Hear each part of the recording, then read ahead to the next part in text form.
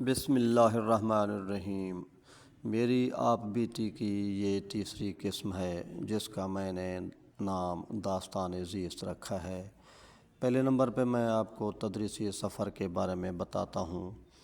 1986 کو میں نے PTC میں داخلہ لیا، government elementary college Dera Ghazi Khan, جسے آج کل قید اکیڈمی کے نام سے پکارا جاتا ہے۔ 1987 کو PTC ٹیچر تعینات ہوا اور میری پہلی تعیناتی گورنمنٹ پرائمری اسکول بستی رجحانی نازد سخی سروار ہوئی۔ ساتھ ہی میں آبائی رقبے ہمارے موجود ہیں چک ہیروالیاں۔ 1 ماہ کے بعد گورنمنٹ پرائمری اسکول بوڑے والا میں تبادلہ ہوا۔ یہ سیزنی اسکول تھا جو سخی سروار کے پرائمری اسکول نمبر 1 میں چلتا تھا۔ وہاں پر ہم 12 استاد کام کرتے تھے اور عام طور پر کلاسوں کی تعداد 2 سیکشن ہوا کرتے تھے۔ اس زمانے میں طلباء کی تعداد 1000 سے زیادہ ہوگی، کیونکہ میں جس جماعت کو پڑھاتا تھا میری تعداد 125 طالب علم تھے جماعت اول میں۔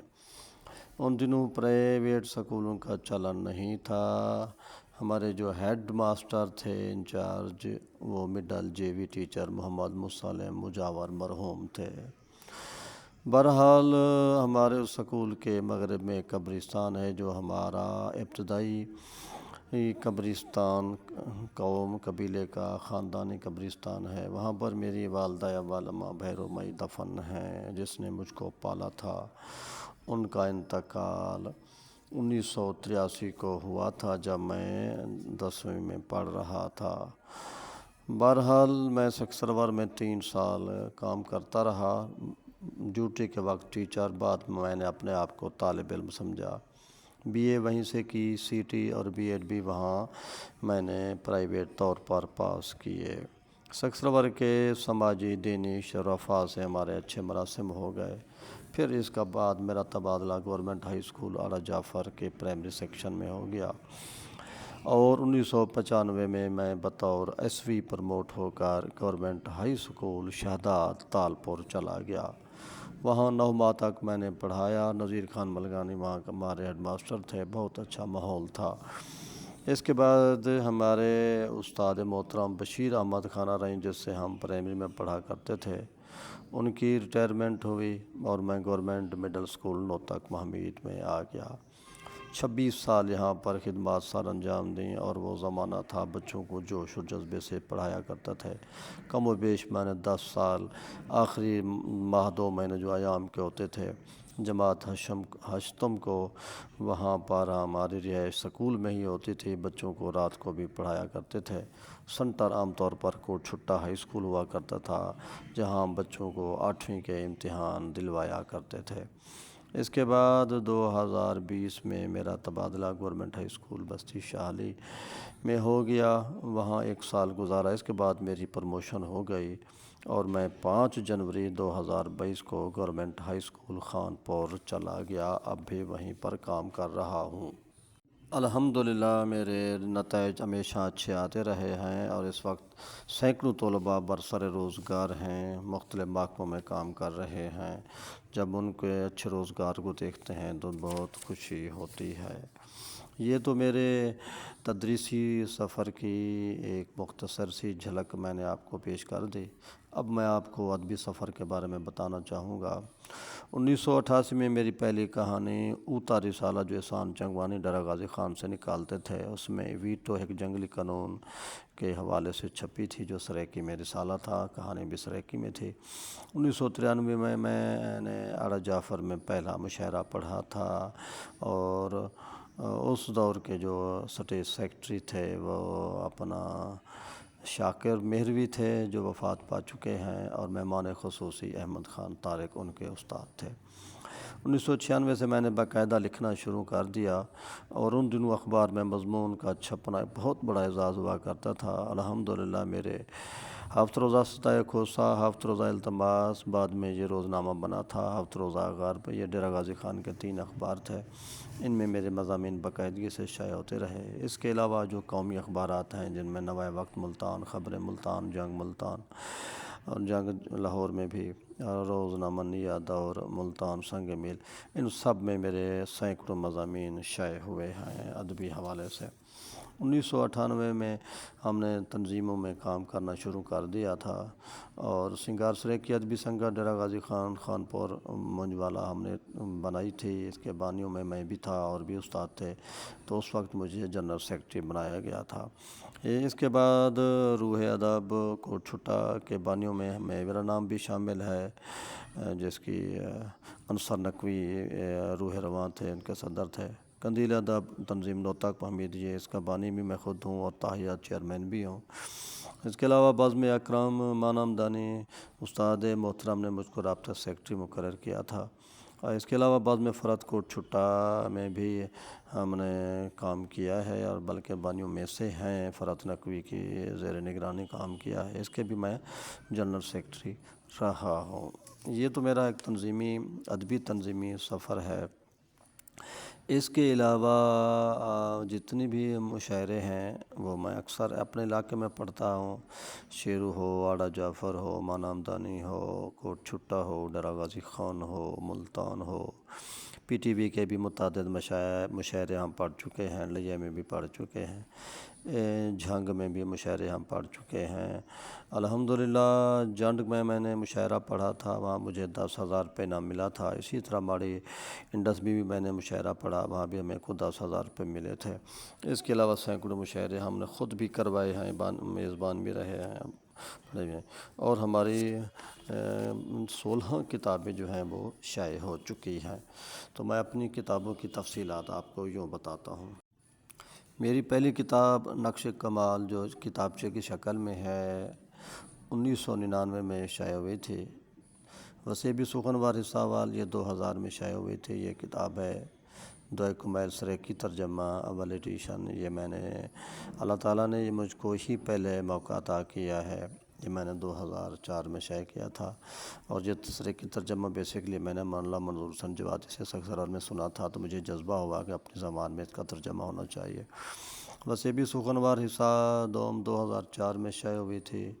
گفتار دلبر میری کتاب 2006 میں شائع ہوئی۔ وسیبی سخنوار حصہ سوم 2008 میں شائع ہوئی۔ لمحہ لمحہ عبرت 2009 میں، یادگار اکرم 2009 میں، دانشور کو سلیمان 2013 میں، توبہ مسافر 2014 میں۔ یہ توبہ کے مسافر غازی یونیورسٹی بی ایس سریکی کے نصاب میں بھی شامل ہے۔ تحصیل کوٹ چھٹا ادب و ثقافت کہنے میں 2018 میں شائع ہوئی تھی۔ پرسوز بخاری کی شاعری کا بیورہ 2018 میں شائع ہوئی۔ شبیر نقد سفیر نقد و ادب 2020 میں شائع ہوئی۔ دعائے کمیل عربی اور اس کا سریکی ترجمہ ایڈیشن دوم 2022 میں شائع ہوئی۔ پیام مومن یہ 2020 میں بھی شائع ہوئی۔ وسیبی نثر نگار 2023 میں شائع ہو چکی ہیں۔ مجھے الحمدللہ اس قلمی خدمات کے حوالے سے متعدد ایوارڈ ملے ہیں، خاص طور پر بھیل ادبی ایوارڈ ننکانہ صاحب، ستاری ایوارڈ مظفر گڑھ، فرید ایوارڈ ڈیرہ غازی خان، حاصل پور ایوارڈ، دامان ادبی ایوارڈ چوٹی زرین، جھنگ ایوارڈ، احسان چنگوانی ایوارڈ، جامپور ایوارڈ سمیت 20 ایوارڈ مل چکے ہیں۔ ادبی اور اعزازی شیٹیں علیحدہ ہیں۔ اب میرا گھر جو ہے چاشا والا میں ہماری پیدائش ہوئی تھی، پھر ہم بستی اللہ آباد میں زمین خریدنے میں کامیاب ہوئے، وہاں گھر بنایا، اور کچھ عرصہ ہم نوتاک محمید میں بھی چبارے میں اپنے مکان میں رہے، اور اب الحمدللہ مانامدانی میں اپنا گھر بنایا ہوا ہے، رہائش بھی وہاں ہے۔ اللہ تعالیٰ نے مجھ کو 4 بیٹے اور 1 بیٹی عطا کی ہے۔ اللہ تعالیٰ ان سب کا اچھا نصیب کرے، ان کی حیاتیں دراز ہوں۔ اللہ تعالیٰ سب کے بچوں کی حیاتی دراز کرے۔ میں نے دور دراز کے سفر کیے ہوئے ہیں۔ وادی سوات کا 8 دن کا ہمارا ایک ٹور رہا ہے۔ پی سی ہوٹل، میرٹ ہوٹل اور اس قسم کی جتنی بڑی ہوٹلیں ہیں ان میں بھی اللہ تعالیٰ نے ایک موقع عطا کیا ہے کہ بھورمن ہوٹل مری میں بھی، لاہور، اسلام آباد، ان ہوٹلوں میں ہم گزار چکے ہیں۔ ویسے کراچی سے لے کر کوئٹہ اور اپنا لاہور سے آگے بھی ہم سیالکوٹ کے نزدیک تر، اسی طرح ننکانہ صاحب، تو بہت سے پشاور ہو گیا یا چولستان ہو گیا، سندھ کے بھی سفر ہم نے کیے ہوئے ہیں، حیدرآباد، ٹنڈوالا یار وغیرہ وغیرہ، تو ڈیرکی وغیرہ، بہاولپور، جن علاقوں میں ہم گئے ہیں علمی ادبی محفلیں بھی ہماری ہوتی رہی ہیں۔ اللہ تعالیٰ نے مجھے بھرپور زندگی گزارنے کے مواقع عطا کیے ہوئے ہیں۔ میں نے اپنے آپ کو نکما نہیں رہنے دیا، حلال روزی کے لیے نوکری بھی کی اور کاروبار میں بھی مصروف رہے، بچوں کو بھی پڑھایا، بھائیوں کو بھی پڑھایا۔ الحمدللہ اس وقت ہم اللہ تعالیٰ کا جتنا شکر ادا کریں اتنا ہی تھوڑا ہے۔ قلم کا رشتہ کبھی نہیں چھوڑا، کتابیں لکھیں، مضامین لکھے، کہانیاں لکھیں، اب بھی لکھ رہے ہیں۔ کم از کم 10-15 کتابوں کا رف میٹیریل تو میرے پاس اب بھی موجود ہے، جو میں نے مختلف ڈائریوں میں لکھا ہوا ہے۔ اللہ تعالیٰ نے جو ہی موقع دیا تو ہم اس کو ترتیب دیں گے۔ تو اب آپ کو میں ایک غزل سنانا چاہوں گا، وہ آپ سماعت کریں اور لطف اندوز ہوں۔ فصیل جبر سہی ننگ دین نہ ہوئے، علم گاڑھے رکھا پس تو حزین نہ ہوئے، کیا ہوا صف اول میں شمار نہ ہوا، ضمیر بیچ کر ہم تخت نشین نہ ہوئے، دور حاضر میں قدر و منزلت نہ سہی، تماشا گاہ عالم میں تماشا بھی نہ ہوئے، پھیلی ہے فکر یزید کی طویلیں ہر سو، زیست دے کے حر بنے مثل حسین نہ ہوئے، نعرے نمرود میں جلنا اپنی میراث ٹھہری، سینہ غیرت پہ نہ آنچ آئی خم جبی نہ ہوئے، کم ظرف میں کشوں کی محفل میں دلبر، خوں پی کے ہم رخ انوری نہ ہوئے۔ بہرحال ہم نے سریکی میں بھی شاعری کی، اردو میں بھی کی، جتنا ہو سکا یہ قلم کر رہے ہیں۔ تعلیم کے حوالے سے بھی جب ہم ایم ایڈ کیا کرتے تھے وہاں بھی ادبی محافل اور مختلف کے ادبی تقاریب کیا کرتے تھے۔ آج کل بھی جتنی مشاعرے یا مختلف قسم کی کتابوں کی تقریب رونمائی ہوتی ہے تو اکثر دوست فرمائش کرتے ہیں کہ میں مضمون پر تبصرہ پڑھوں، اور کتابوں پر تبصرے بھی لکھوائے جاتے ہیں۔ تو یہی وجہ ہے کہ میرے ہزاروں سینکڑوں مضامین چھپ چکے ہیں۔ ویسے بھی میں اپنے آپ کو علم کا شاعر کہتا ہوں۔ میری ایک نظم ہے: میں علم کا شاعر ہوں، لفظ میری کہانی، تختی میری چاہت ہے، قلم میری جوانی، وسیب سے محبت ہے، کتاب میری نشانی، قلندر ہوں سکندر ہوں، دیکھ میری حکمرانی، خواب کو تعبیر دی ہے، جہالت کو زنجیر دی ہے، ظلمت کو تنویر دی ہے، ہاتھ کو تحریر دی ہے، میں علم کا شاعر ہوں، لفظ میری کہانی، کرتاس میری سلطنت، حرفوں پہ راجدھانی، دل پر اقبال حالی، ادب کی نشانی، میں علم کا شاعر ہوں، لفظ میری کہانی۔ علمی میدان ہو یا ادبی میدان ہو یا سیاسی حوالے سے بھی ہم نے کوشش کی ہے کہ باوقار انداز سے زندگی گزاریں، اپنے آپ کو سستے داموں فروخت نہ کریں۔ ہم نے نالی اور سولنگ پہ قوم نہیں بیچی۔ الحمدللہ جتنی بھی زیرک اور سمجھدار سیاستدان ہیں وہ ہم کو قدر کی نگاہ سے دیکھتے ہیں۔ میری ایک نظم ہے، اس کو آپ سنیں، مزہ اٹھائیں۔ مجھے تو مزہ آتا ہے دوپہر کے گرم سورج کی طرف آنکھوں میں آنکھیں ڈال کر دیکھوں، اتنی دیر دیکھوں کہ وہ پانی پانی ہو جائے۔ مجھے تو مزہ آتا ہے آسمان کی اندھی بجلیوں سے ٹکرا جاؤں، چلی جائے جان کیا پرواہ۔ مجھے تو مزہ آتا ہے انجانے سفر میں جاؤں، اور تسخیر کر لوں مردہ دلوں میں جواں جذبے تعمیر کر لوں، جدائی اپنی موت آپ مر جائے اور دلبر ہمیں امر کر جائے۔ الحمدللہ میں نے مختلف قسم کے سفر بھی کیے ہیں، وطن کے تو میں آپ کو بتا چکا ہوں، تو غیر ممالک میں بھی اللہ تعالیٰ نے سعودی عرب میں بھی، ایران میں بھی، عراق میں بھی، شام میں بھی 4 ممالک میں ایک روحانی سفر کے مواقع عطا کیے ہیں۔ وہاں کے مقدس مقامات، وہاں کے حرموں میں ہم نے شب جاریاں بھی کی ہیں، فکر و ذکر میں بھی زندگی گزاری ہے، لوگوں کی گائیڈ کے حوالے سے بھی جو ہمارے پاس معلومات ہیں وہ بھی ان کو بتاتے رہے ہیں۔ مسجد الحرام کے روحانی مناظر ہوں، مسجد نبوی کے انوار مدینہ کے اندر کے پاکیزہ ماحول کے نظارے ہوں، کربلا کے حرم اور حضرت امام حسین علیہ السلام کی قبر اطہر اور گنج شہداء کے ساتھ بیٹھے ہوئے لمحات، مولا حضرت علی علیہ السلام کے نجف میں ہمارے گزرے ہوئے ایام، مولا غازی عباس کی قبر اطہر میں ہماری پرسہ داری، حضرت امام موسیٰ کاظم علیہ السلام کی درگاہ میں ہماری حاضری، امام زمانہ امام حسن عسکری اور دیگر متعدد مقدس مقامات میں ہمارے یہاں حاضریاں اللہ تعالیٰ قبول فرمائے۔ یہ ہمارے لیے ایک خصوصی انعام ہے اللہ تعالیٰ کی طرف سے، محمد و آل محمد کی طرف سے۔